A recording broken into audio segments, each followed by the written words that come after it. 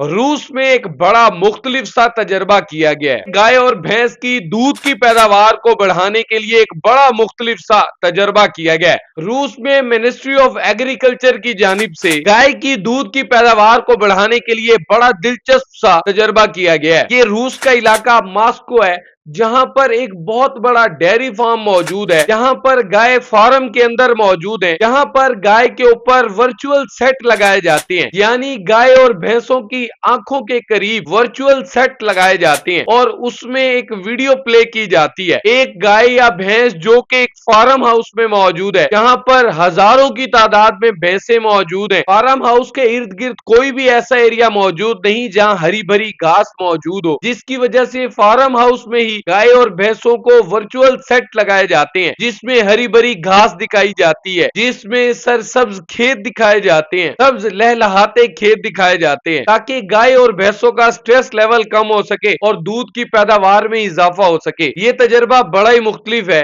और तजर्बे के बाद ये तहकीक सामने आई है कि जब गाय और भैंस का स्ट्रेस लेवल कम कर दिया जाता है तो यकीनन दूध की पैदावार में भी बेपनाह इजाफा हो जाता है। यानी एक भैंस जो 20 से 22 किलो दूध दिया करती थी, वो 25 से 27 किलो दूध देना शुरू कर देती है। ये तजर्बा अपनी नौयत का बड़ा मुख्तलिफ तजर्बा है, जो कि मिनिस्ट्री ऑफ एग्रीकल्चर की जानिब से रूस में किया गया है और इससे वाज़े तौर पर गाय और भैंस की दूध की पैदावार में इजाफा भी हुआ है।